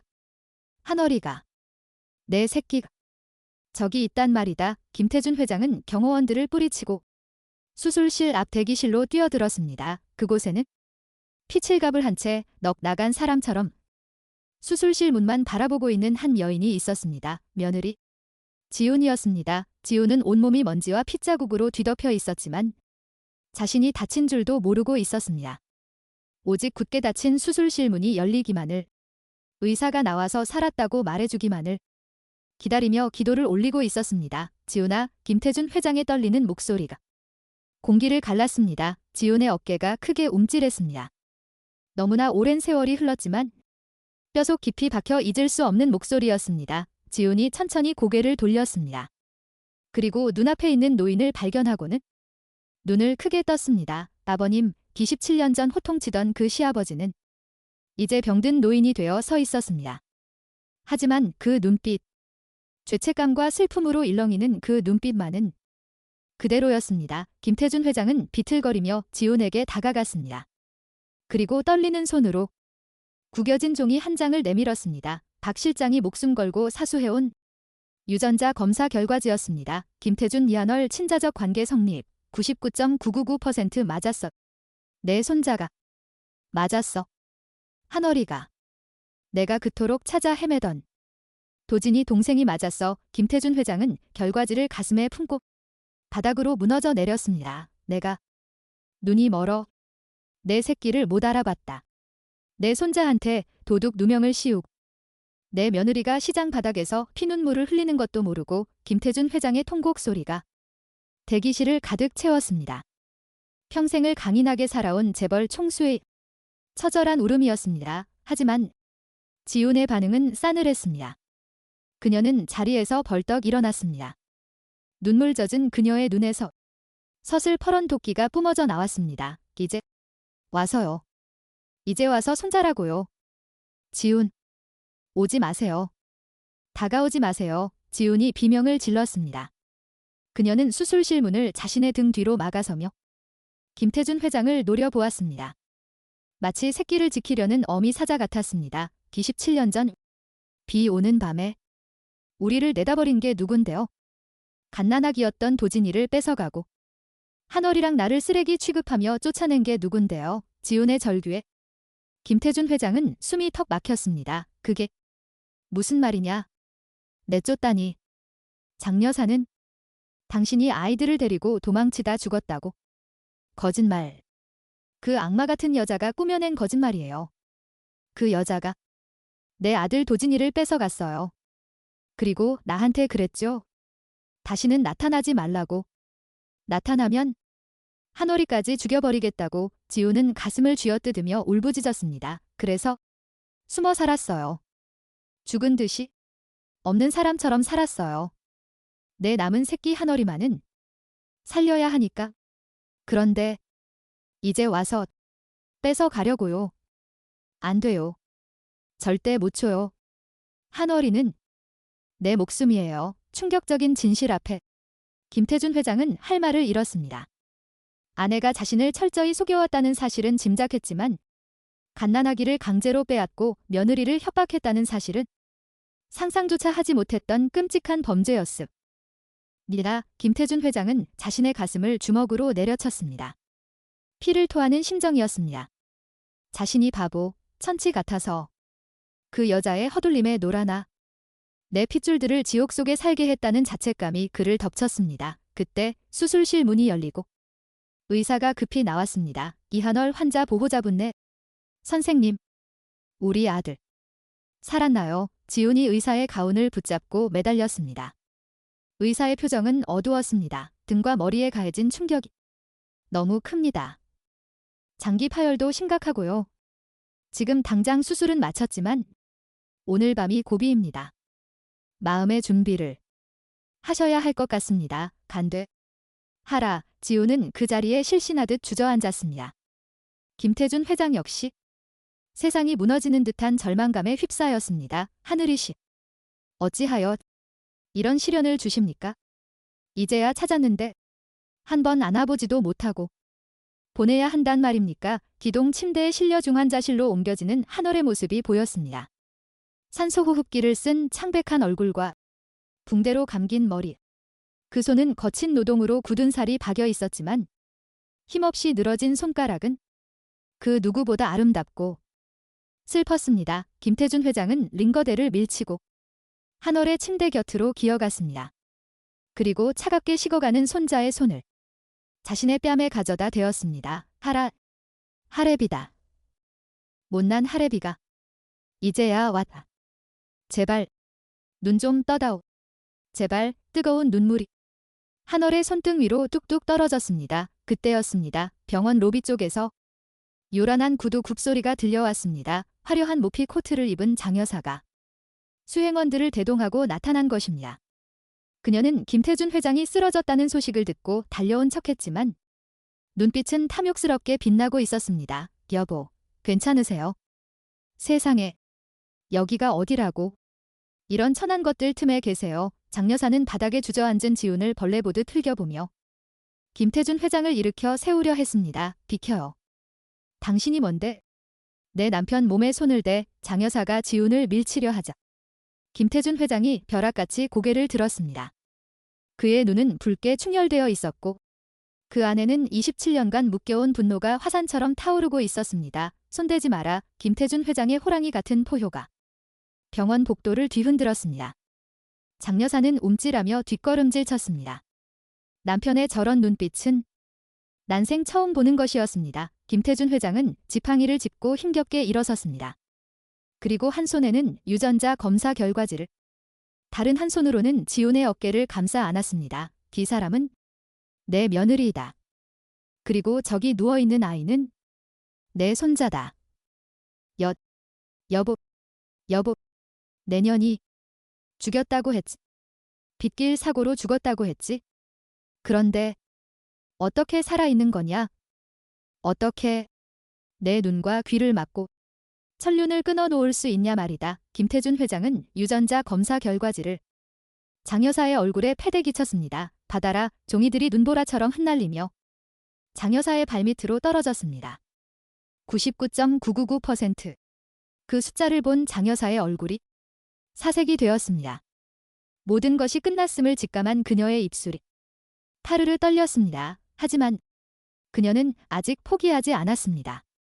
최후의 발악이 남아 있었습니다. 이건 조작이에요. 저 여자랑 운전기사가 당신 재산을 노리고 꾸민 사기극이라고요. 도진이 어디 있니?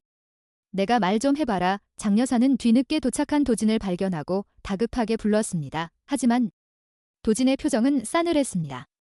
그는 할머니의 곁이 아닌 한월이 누워있는 침대 쪽으로 걸어갔습니다. 그리고 의식 없는 한월의 손을 잡았습니다. 자신과 똑같은 점이 있는 잃어버린 반쪽의 손을 도진은 고개를 들어 장 여사를 똑바로 보며 말했습니다. 그만하세요. 할머니, 도진아. 추해요. 도진의 한마디에 장 여사는 얼어붙고 말았습니다. 뭐라고? 그만하세요. 할머니. 추해요. 도진의 차가운 한마디에 응급실은 찬물을 끼얹은 듯 고요해졌습니다. 장 여사는 믿을 수 없다는 표정으로 손자 도진을 바라보았습니다. 도진아, 너 지금 뭐라고 했니? 내가 추하다니. 이 할미한테 그게 무슨 말일이야? 지금까지 저를 속이신 겁니까? 도진은 할머니를 외면한 채 한월의 손을 꽉 잡고 있던 자신의 손을 들어 보였습니다. 뒤사람 어깨에 있는 점 제 것과 똑같습니다. 할머니가 그러셨죠. 우리 집안의 선택받은 증표라고. 그런데 왜 이 사람에게도 똑같은 게 있는 거죠? 장 여사의 동공이 지진이라도 난 듯 흔들렸습니다. 그건 우연이야. 세상에 점 하나 비슷한 사람이 어디 한 둘이니? 저 천한 놈들이 우리 집안 핏줄 흉내를 내? 꾸민 거라도 새긴 게 분명해. 문신이 아닙니다. 도진이 버럭 소리를 질렀습니다. 제가 의사한테 직접 확인했습니다. 태어날 때부터 있던 점이라고요. 그리고 할머니, 아까 전화 통화하시는 것 제가 다 들었습니다. 국밥집 밀어버리라고 하셨죠. 사람 죽어도 상관없다고. 그게 할머니 입에서 나올 소리입니까? 도진의 폭로에 병실에 있던 모든 사람들의 시선이 장 여사에게 꽂혔습니다. 며느리 지훈의 눈에서는 살기가 뿜어져 나왔고 김태준 회장의 눈은 붉게 충혈되었습니다. 여보, 도진이 말이 사실이요? 김태준 회장이 떨리는 목소리로 물었습니다. 장 여사는 뒷걸음질 치며 고개를 저었습니다. 아니에요. 오해예요. 저는 그저 회장님 걱정해. 닥쳐라. 김태준 회장의 불호령이 떨어졌습니다. 내년 입에서 나오는 말은 이제 콩으로 매주를 쓴다고 해도 안 믿는다. 박 실장, 당장 경찰 불러. 살인교사 혐의로 이 여자 잡아넣어. 회장님, 어떻게 저한테 이러실 수가 있어요? 제가 이 집안을 위해 얼마나 헌신했는데 장 여사는 악을 쓰며 발버둥쳤지만 김태준 회장의 눈빛은 단호했습니다. 그때 침묵을 지키던 지훈이 천천히 입을 열었습니다. 헌신. 당신 입으로 헌신이라고 했나요? 지훈은 헝클어진 머리카락을 쓸어넘기며 장 여사 앞으로 다가갔습니다. 피와 먼지로 얼룩진 지훈의 얼굴은 흡사 지옥에서 돌아온 악귀 같았습니다. 27년 전 비 오는 밤. 내 품에서 젖먹이 도진이를 뺏어 갈 때도 헌신이었나요? 한월이랑 나를 빗속으로 내쫓으면서 다시 나타나면 죽여버리겠다고 협박한 것도 다 헌신이었나요? 무슨 소리야? 난 그런 적 없어? 거짓말하지 마요. 내 귀로 똑똑히 들었어. 천한 핏줄은 필요 없다. 하나만 건지는 걸로 감사해라. 당신이 내뱉은 그 말. 내가 죽어서 귀신이 되어도 잊지 못해. 지훈의 절규에 김태준 회장은 숨이 턱 막혔습니다. 자신이 회사 일에 미처 집안을 돌보지 못했던 그 시절. 아내가 뒤에서 이런 끔찍한 짓을 저질렀다는 사실에 억장이 무너졌습니다. 김태준 회장은 비틀거리며 지훈에게 다가갔습니다. 그리고 쓱 바닥으로 무릎을 꿇었습니다. 회장님, 비서실장과 도진이 놀라 달려들었지만 김태준 회장은 손을 들어 제지했습니다. 대한민국 재계 서열 12위. 평생을 고개 빳빳이 들고 살아온 제왕 김태준이 낡은 옷을 입은 며느리 앞에 무릎을 꿇은 것입니다. 지훈아, 김태준 회장의 눈에서 뜨거운 눈물이 바닥으로 뚝뚝 떨어졌습니다. 내가 죄인이다. 며느리가 쫓겨나는 줄도 모르고 손자가 생이별을 당하는 줄도 모르고 그저 돈이나 벌러 다니던 이 못난 시아비가 진짜 죄인이야. 아버님이 아니라 죄인이야. 아버님, 미안하다. 정말 미안하다. 내 눈을 뽑아버리고 싶구나. 너를 못 알아보고 내 손자를 도둑 취급했던 이 썩은 눈을 제발 용서해다오. 김태준 회장은 바닥에 이마를 찌며 통곡했습니다. 그 처절한 울음소리에 병실 안의 모든 이들이 숙연해졌습니다. 지훈도, 도진도, 심지어 간호사들까지 눈시울을 붉혔습니다. 지훈은 떨리는 손으로 시아버지를 일으켜 세우려 했습니다. 하지만 27년의 한이 그렇게 쉽게 풀릴 리 없었습니다. 그녀의 손은 공중에서 멈췄다가 다시 힘없이 떨어졌습니다. 용서 못해요. 한월이, 내 아들이 저렇게 누워있는데 내가 어떻게 용서를 해요. 지훈은 의식 없는 한월의 가슴에 얼굴을 묻고 오열했습니다. 그때였습니다. 규칙적으로 울리던 심전도 모니터 소리가 갑자기 빨라지기 시작했습니다. 삐, 삐삐삐삐. 환자분 바이탈이 불안정합니다. 혈압이 떨어지고 있어요. 의사와 간호사들이 다급하게 달려들었습니다. 하라. 안 돼. 정신 차려. 지훈이 비명을 질렀습니다. 김태준 회장도 도진도 사색이 되어 침대 곁으로 모여들었습니다. 제발 살려만 주십시오. 제 목숨을 가져가셔도 좋으니 이 아이만은 살려주십시오. 김태준 회장은 두 손을 모아 하늘에 빌고 또 빌었습니다. 만약 한월이 이대로 잘못된다면 그는 평생 자신을 용서할 수 없을 것 같았습니다. 혼란스러운 틈을 타 장 여사는 슬금슬금 뒷걸음질 쳤습니다. 지금이 기회였습니다. 도망쳐야 했습니다. 하지만 그녀가 병실 문을 나서려는 순간 굳게 닫혀있던 문이 벌컥 열리며 제복을 입은 경찰들이 들이닥쳤습니다. 장미숙 씨 되십니까? 살인교사 및 특수상해 교사 혐의로 긴급 체포합니다. 이거 뭐야? 내가 누군 줄 알아? 나 김태준 회장 아내야. 이거 모욕이야. 경찰들은 장 여사의 손목에 차가운 수갑을 채웠습니다. 그녀는 발악하며 김태준 회장을 쳐다보았지만 김태준 회장은 등 돌린 채 쳐다보지도 않았습니다. 여보, 살려줘요. 내가 다 당신 위해서 그런 거야. 우리 집안을 위해서. 장 여사의 비명소리가 복도 끝으로 멀어져 갔습니다. 평생을 우아한 사모님으로 살았던 여자의 추악한 말로였습니다. 다시 병실엔 의료진의 긴급 처치 끝에 한월의 신체 수치가 안정을 되찾았습니다. 고비는 넘겼습니다. 정말 천운이네요. 의사의 말에 지훈은 다리에 힘이 풀려 주저앉았습니다. 도진이 얼른 다가가 지훈을 부축했습니다. 괜찮으세요? 어머니. 도진의 입에서 처음으로 나온 그 단어에 지훈은 고개를 들어 아들을 바라보았습니다. 27년 만에 불러보는 이름. 27년 만에 들어보는 목소리였습니다. 도진. 내 아들. 지훈은 떨리는 손으로 도진의 얼굴을 얼룩만졌습니다. 도진도 왈칵 눈물을 쏟으며 지훈의 품에 안겼습니다. 죄송해요. 엄마. 너무 늦게 알아봐서. 죄송해요. 한쪽 침대에는 의식 없는 한월이, 다른 한쪽에는 서로를 끌어안고 우는 지훈과 도진이 있었습니다.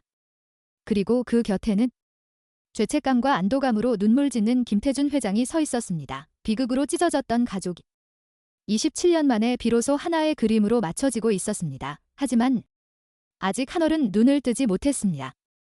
그가 깨어나야만 진정한 가족의 완성이 이루어질 것입니다. 김태준 회장은 한월의 손을 꼭 잡고 속삭였습니다. 일어나라. 한월아. 내 형이 기다린다. 내 어미가 기다린다. 그리고 이 못난 할애비가 너를 기다린다. 3년 후 서울예술의 전당 콘서트홀은 입추의 여지없이 관객들로 가득 찼습니다. 무대 위에는 두 대의 그랜드 피아노가 서로 마주보고 놓여 있었고 조명은 그 고고한 자태를 비추고 있었습니다. 지금부터 이한월, 김도진 형제의 자선 듀오 리사이트를 시작하겠습니다. 사회자의 멘트와 함께 우레와 같은 박수가 쏟아졌습니다. 무대 뒤편에서 멋진 턱시도를 입은 두 청년이 걸어 나왔습니다. 왼쪽에는 타고난 천재성을 가진 동생 한월, 오른쪽에는 노력과 배려로 동생을 받쳐주는 형 도진이 섰습니다. 두 사람은 서로를 바라보며 눈짓을 교환했습니다. 준비됐지, 형? 물론이지. 오늘 내가 주인공이야. 마음껏 날아봐. 두 사람은 피아노 앞에 앉았습니다.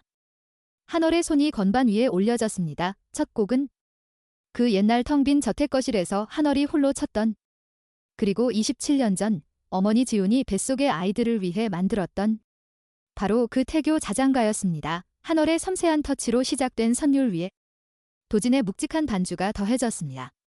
슬프고 외로웠던 그 곡은 형제의 화음이 더해지자 웅장하고 따뜻한 사랑의 노래로 다시 태어났습니다. 객석 맨 앞줄 VIP석에는 백발이 성성한 김태준 회장과 우아한 한복 차림의 서지훈 이사장이 앉아 있었습니다. 지훈은 무대 위에서 빛나는 두 아들을 보며 하염없이 눈물을 흘렸습니다. 시장통에서 국밥을 말며 거칠러졌던 손은 이제 한월복지재단의 이사장으로서 소외된 이웃을 보듬는 따뜻한 손이 되어 있었습니다. 아버님, 저기 우리 아이들이에요. 우리 쌍둥이가 저렇게 같이 있어요. 지훈이 감격에 겨워 속삭이자 김태준 회장은 며느리의 손을 꼭 잡았습니다. 그래, 꿈만 같군. 내 평생 가장 잘한 일이 있다면 3년 전 그날 시장통에서 너를 알아본 것이다. 김태준 회장의 눈가에도 뜨거운 이슬이 맺혔습니다. 잃어버린 손자를 되찾고 며느리의 누명을 벗겨주고 엇나갔던 도진이를 제자리로 돌려놓은 지난 3년은 김태준 회장의 인생에서 가장 보람찬 시간이었습니다. 연주가 절정으로 치닫자 관객들은 숨을 죽였습니다. 한월의 격정적인 연주와 도진의 차분한 뒷받침이 완벽한 조화를 이루며 공연장을 감동의 도가니로 몰아넣었습니다. 마지막 건반의 울림이 끝나는 순간 객석에서는 기립박수가 터져나왔습니다. 브라보! 앙코르! 한월과 도진은 자리에서 일어나 손을 맞잡고 높이 들어 올렸습니다. 그리고 관객석을 향해, 특히 어머니와 할아버지가 앉아있는 곳을 향해 깊이 허리 숙여 인사했습니다. 그들의 얼굴에는 그 어떤 그늘도 없는 환희와 행복만이 가득했습니다. 공연이 끝난 후 김태준 회장의 평창동 저택 넓은 정원에는 바비큐 파티가 준비되어 있었습니다. 예전에는 적막하고 차갑기만 했던 그 정원이 이제는 웃음소리와 맛있는 냄새로 가득 찼습니다. 하라. 고기 탄다. 피아노만 잘 치면 뭐해. 고기를 못 굽는데. 형이 좀 구워봐요. 나 오늘 손가락 많이 써서. 아프단 말이야. 도진과 한월은 서로 티격태격하며 고기를 굽고 있었습니다. 3분 형인 도진이 늘 핀잔을 주면서도 슬그머니 집게를 뺏어드는 모습은 영락없는 형제의 모습이었습니다. 지훈은 텃밭에서 직접 기른 상추를 씻어오며 그 모습을 흐뭇하게 바라보았습니다. 덤마. 여기 앉으세요. 제가 쌈 싸드릴게요. 어느새 달려온 한월이 큼직하게 쌈을 싸서 지훈의 입에 넣어 주었습니다. 다이고. 맛있. 우리 아들이 주니까. 꿀맛이네, 어머니. 저도 있습니다. 이거 드세요. 도진도 질세라 잘 구운 갈비를 지훈의 접시에 올려놓았습니다. 지훈은 양옆에 든든한 두 아들을 두고 세상을 다 가진 듯 행복한 미소를 지었습니다. 김태준 회장은 테라스 흔들의자에 앉아 이 모든 풍경을 눈에 담고 있었습니다. 그때 박 서실장이 커다란 액자 하나를 들고 다가왔습니다. 회장님, 주문하신 사진이 도착했습니다. 뭐 왔는가? 어디 좀 보세. 김태준 회장은 포장을 뜯고 액자를 들여다보았습니다. 그곳에는 김태준 회장을 중심으로 오른쪽에는 며느리 지훈, 그리고 양옆에는 헌한 도진과 한월이 활짝 웃고 있는 가족 사진이 들어 있었습니다. D17년 전 장 여사의 탐욕으로 찢어지고 불타버렸던 가족 사진이 비로소 완벽하게 다시 그려진 것입니다. 좋구나. 아주 좋아. 김태준 회장은 사진을 얼룰만지며 중얼거렸습니다. 이제야 내 인생의 숙제를 다 마친 기분이야. 회장님, 식사하셔야죠. 얼른 오세요. 한월이 손을 흔들며 불렀습니다. 김태준 회장은 지팡이를 짚고 일어섰습니다. 하지만 예전처럼 위태로워 보이지 않았습니다. 그를 향해 달려오는 손자들과 며느리가 있었기 때문입니다. 바버님, 건강하셔야 해요. 저희랑 오래오래 행복하게 사셔야죠. 지훈이 다가와 시아버지의 팔짱을 꼈습니다. 그래야지 내가 너희들 결혼해서 증손자 볼 때까지는 끄떡없다. 김태준 회장의 호탕한 웃음소리가 평창동 저택의 담장을 넘어 멀리 퍼져나갔습니다. 저 멀리 하늘에서는 유난히 밝은 별 하나가 그들을 내려다보고 있었습니다. 마치 그동안의 시련을 이겨낸 가족들을 축복해주는 것처럼. 고통은 길었으나 사랑은 더 깊어졌고 잃어버린 시간만큼 그들은 서로를 더 뜨겁게 안아주었습니다. 이것은 피아노 치는 운전기사와 두 명의 손자, 그리고 그들을 지켜낸 위대한 어머니의 이야기입니다. 운명은 때로 가혹한 시련을 주지만 포기하지 않는 사랑 앞에서는 결국 무릎 꿇고 기적을 선물한다는 것을 그들은 삶으로 증명해 보였습니다.